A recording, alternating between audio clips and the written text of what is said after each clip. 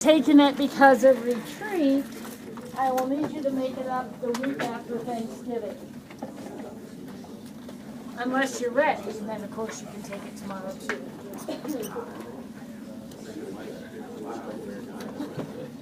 Okay, here we go. Number one, which are exponential? Pardon the interruption, Mrs. Ford. Yep, May I have Jamal Jackson report to the admissions office, please? yep. Thanks. She said admissions office. She said that was something State if they are growth or decay, state the rate of growth or decay, and the initial value. Now, let's look at this.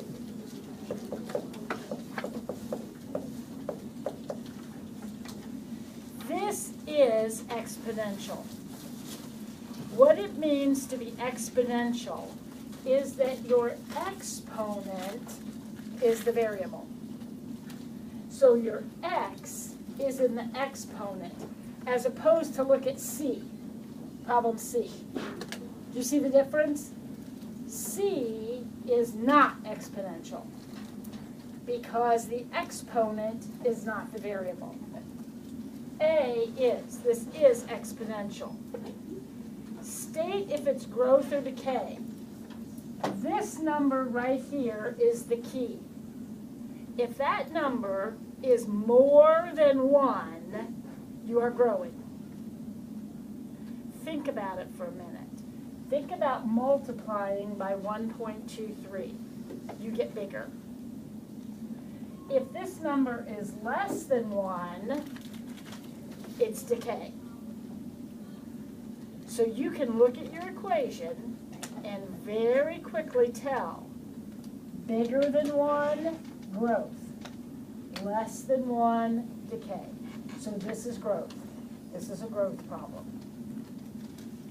State the rate of growth or decay. This number is bigger than 1, so it's growth. How much bigger than 1 is it? 0.23? That's your rate of growth.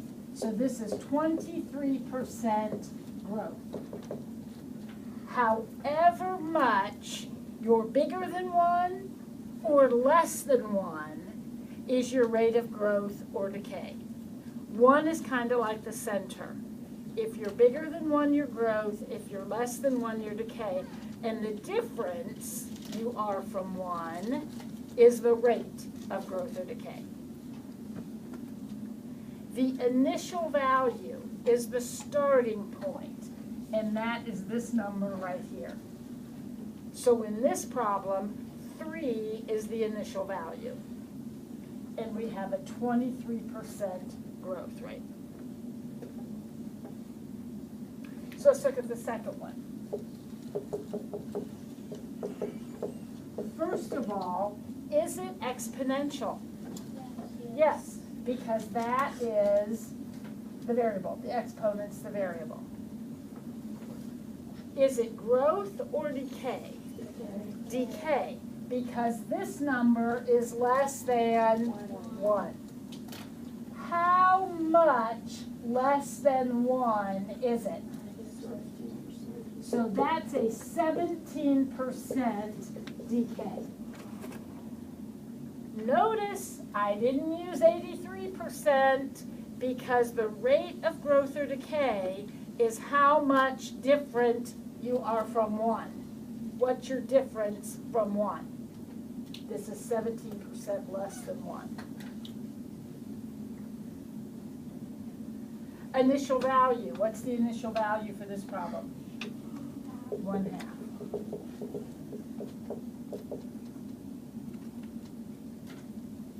Now, C, I already said was not exponential. Everybody okay with that?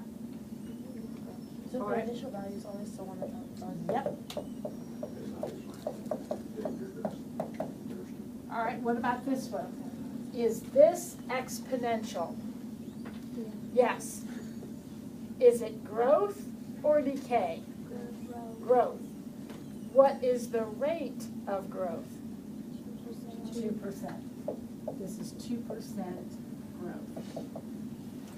because this number is 0.02 bigger than 1.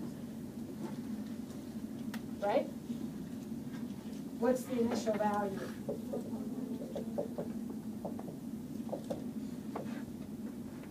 Uh-oh, E's a tricky one. It is not exponential. I know that the variable is the exponent, but what else? The variable is also the base? Can't be. Can't be. So E is a trick problem. It is not exponential. What about F? Why wasn't he exponential? Because the number inside the parentheses here has to be a number, not a variable. How about this one? Is this one exponential? Growth or decay? Decay. Decay. Percent decay. 8%. Very good. This is 8% decay.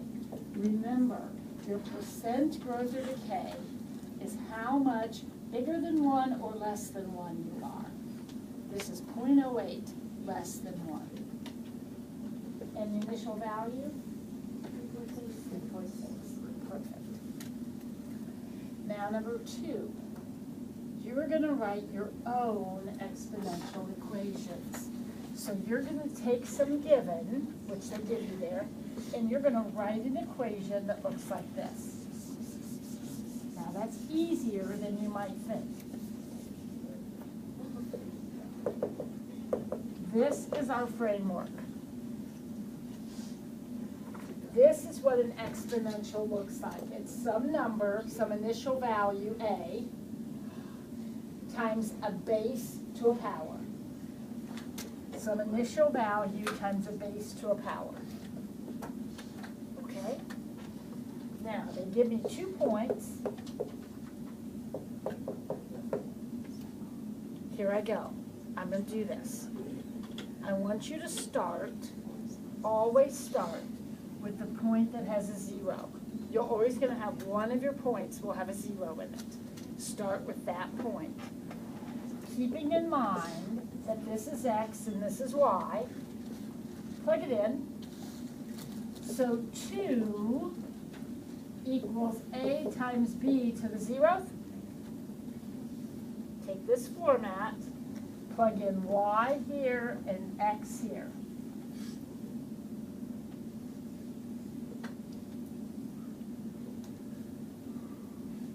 Tell me about b to the 0th. Anything to the 0 power is 1. Anything to the 0 power is 1. If you don't already know that, write it down. That's a biggie. Anything to the 0 power is 1. So this just becomes 1. So what is A?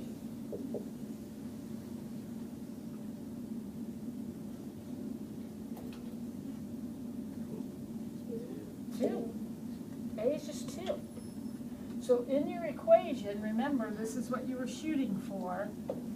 A is just 2.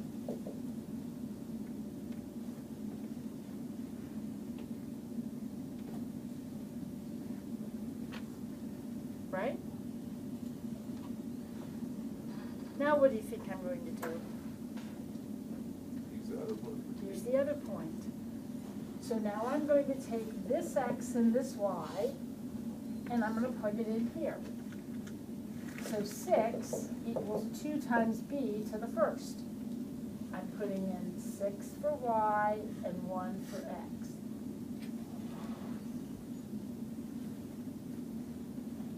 Can you solve that? What do you think?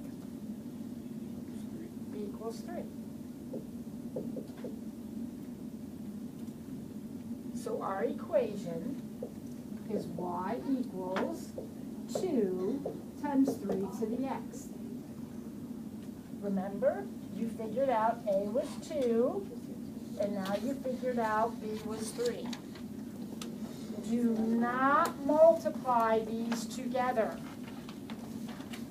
That's the answer.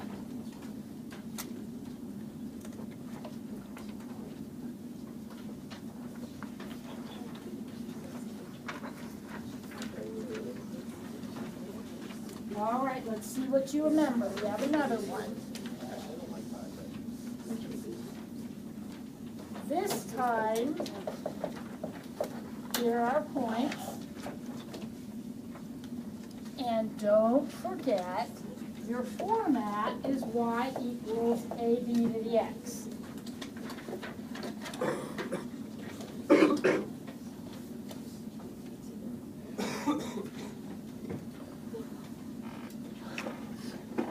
Okay?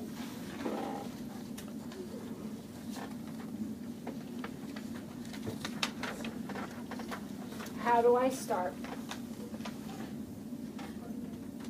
Of what end? This point right here.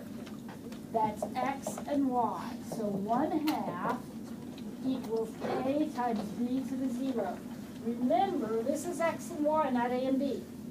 So you're putting it in your equation for x and y.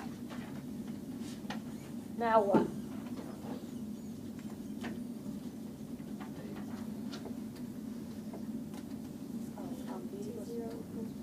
B to the 0 is just 1.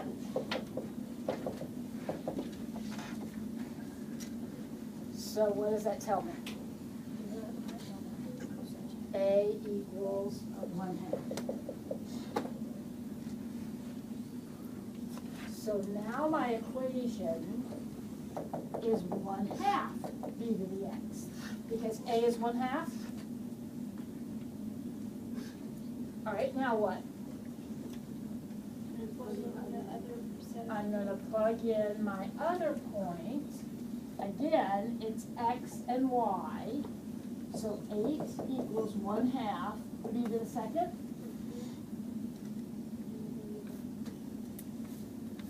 So what do I do? Times both sides by 2.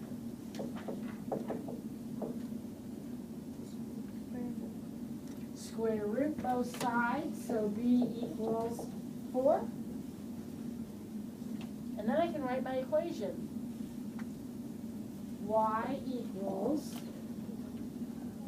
1/2 times 4 to the x.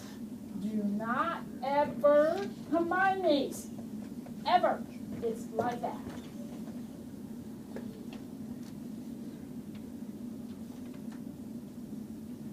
Okay. Would you get C started as far as you can? Same exact thing. I think you can do it. Get it as far as you can.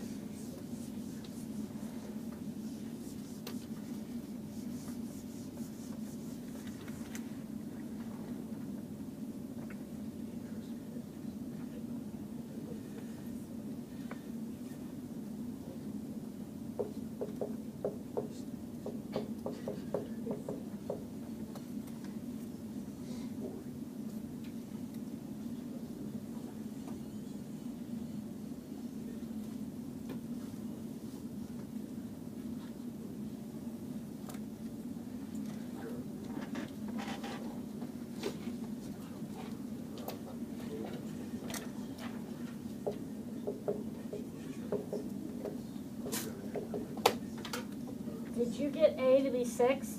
Yes.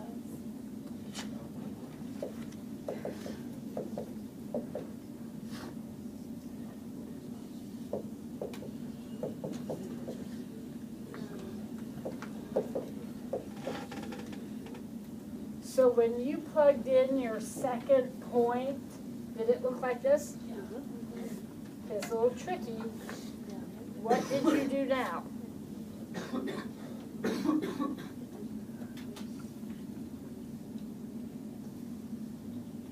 Lindsay? Divide by 6. Now, since there's a fraction here, instead of dividing by 6, I might choose to do what? Multiply by 1/6. Remember, kids?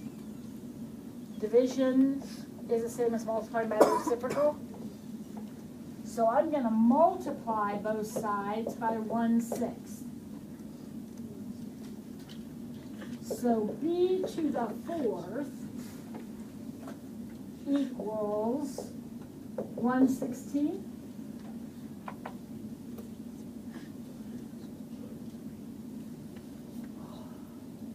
Now what? Square root. Yep, 4th root. The root both sides. So b equals the 4th root of 1/16. What would that be? What times itself 4 times gives me 16? 2. So the answer is 1/2. Or b is 1/2. That's not the answer, but b is 1/2. So then what do I actually write in the answer blank? Y equals 6 times 1/2 x. 6 times 1/2 to the x.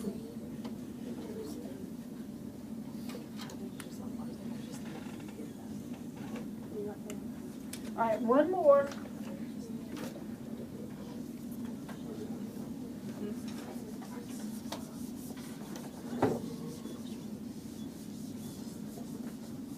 Here we go, get it started.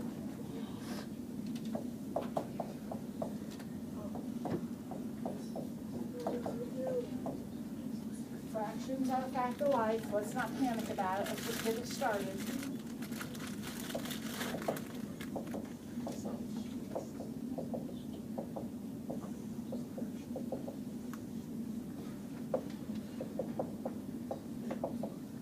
Did you get A equals 10?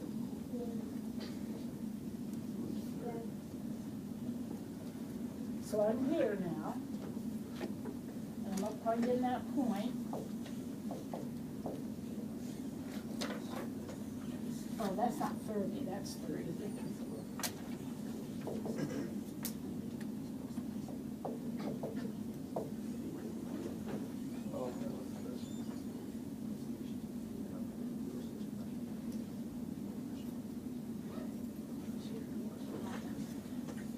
Multiply both sides by 1/10.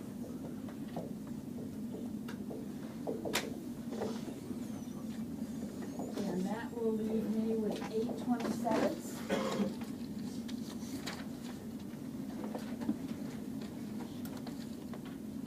So it's 2/3. Now what? What do I need to do now? Cube root both sides?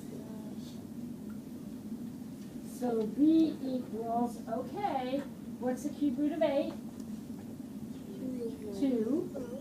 What's the cube root of 27? No, not 9. 3. 27 is 3 times 3 times 3, right? So your answer is y equals 10 times 2/3 to the x.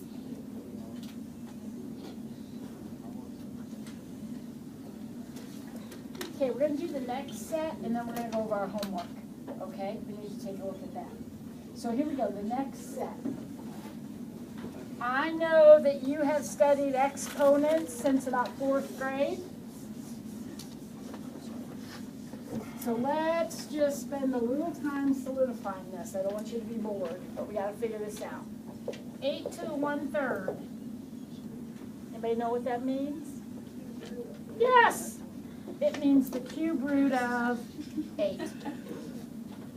So the answer is 2. I am old. When I see a problem like 16 to the 1/4, my brain does not process that. My brain immediately changes it into the 4th root of 16. Fractional exponents mean radicals. What's the fourth root of 16? 2. All right, same thing, do not panic. What do fractional exponents mean? Radicals. This is a cube root. I have the cube root of 8. Then I have to square it. So it's the cube root of 8 squared. What's the cube root of 8? 2. And 2 squared is 4.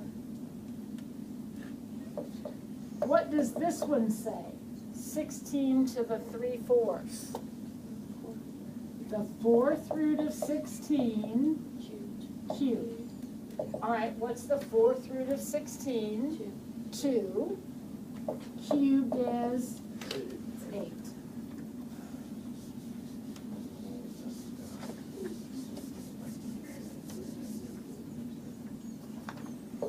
To the 4/3. Translate it. That doesn't make sense to anybody. This means the cube root of 8 to the 4th. Moses? Yeah. I got it. What's the cube root of 8? 2. To the 4th is 16. Some of you might be thinking, am I supposed to know the cube root of 8's 2? Yep, you are. 16 to the 3/2.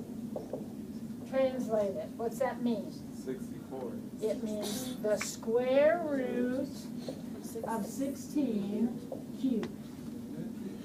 So the square root of 16 is 4. Cubed is 64. 4 times 4 times 4.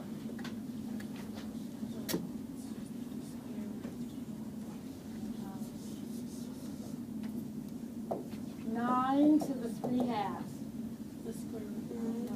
That's the square root of 9 cubed. What's the square root of 9? 3. Cubed is 27. And 25 to the 1/2. Square root of 25 to the first, which is just 5. Now in a minute, we're going to do the negative ones in part 4. But first, I want to answer any questions you had about your homework. Did anybody have a question about a homework question?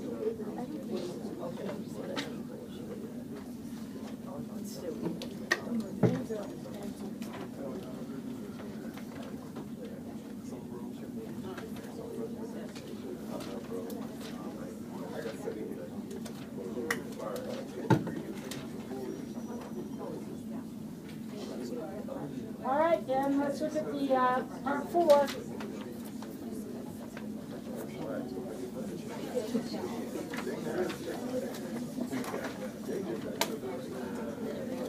Here we go, page 25, part 4. 4 to the negative second.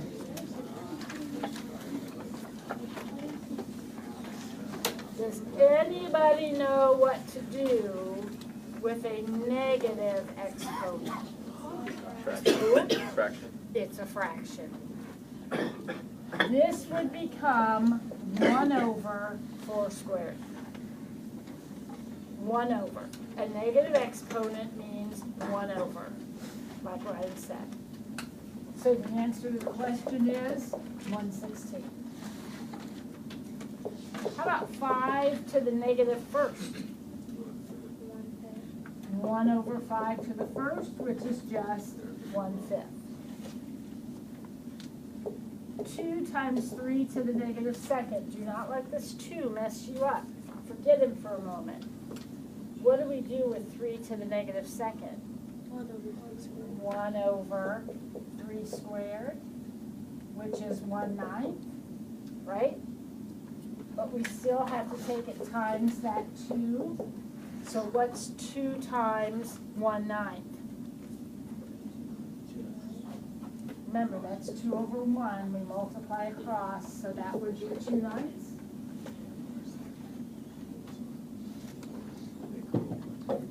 Uh-oh. What's going on in D?